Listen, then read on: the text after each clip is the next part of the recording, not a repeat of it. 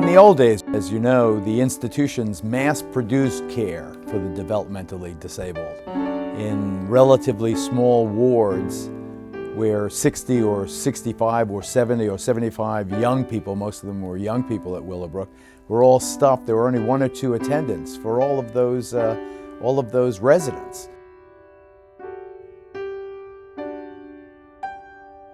I was placed in Willowbrook when I was 4 years old. And let me tell you, it was a horror.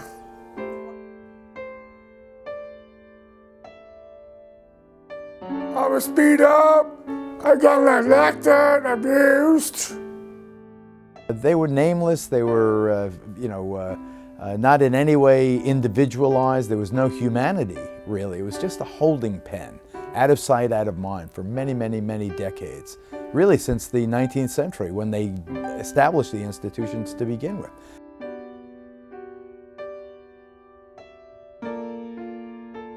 It was very not good. You know, they had us to have like no clothes but the gowns.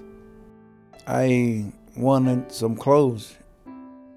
I first heard of this big place with the pretty sounding name because of a call I received from a member of the Willowbrook staff, Dr. Michael Wilkins.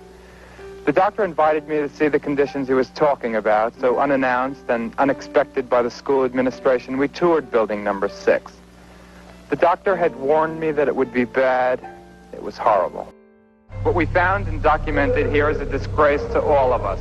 This place isn't a school, it's a dark corner where we throw children who aren't pretty to look at. It's the big town's leper colony.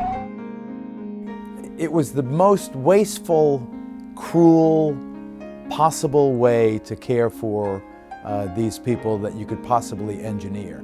And because they were faceless, because they were devoid of any humanity, it was easy to abuse them, either by cruelty, which was relatively rare, thank goodness, but rather by neglect and just overlooking whatever their individual needs are.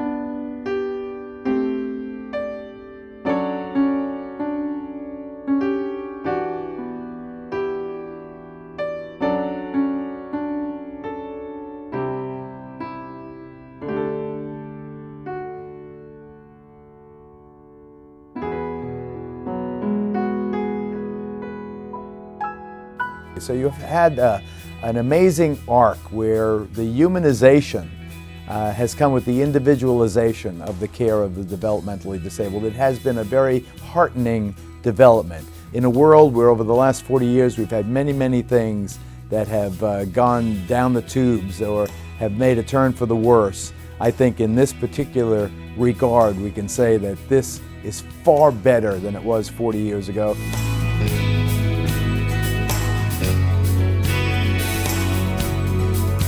I like living in this house with good people like Angie, the staff, the food is very good, and I get freedom. I'm really excited to move into my own place.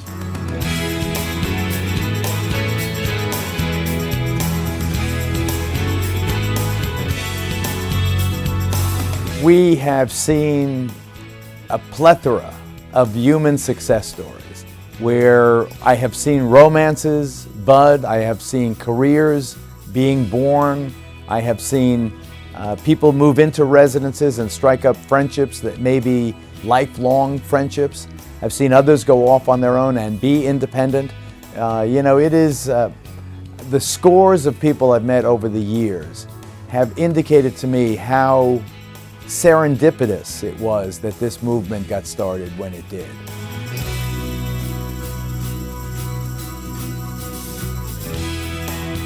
Now we know who people with developmental disabilities are. Their parents are far more hip than they used to be, far more involved. The siblings, the family support system, generally speaking, they flock things like Special Olympics have shown the athletic prowess of many of the people with developmental disabilities. Many have jobs now.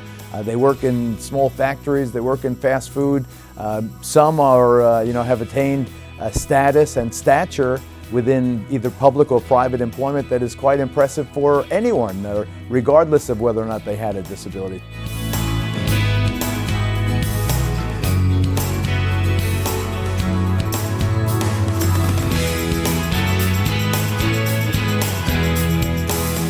I look forward to celebrating the 50th anniversary of Willowbrook, and I hope that the next decade is one where we bring to fruition all of the promise, that we get all the community residences we need, all the programs in place that we need, and run good, clean ships that empower people to move forward and realize the human potential. Let's go all the way.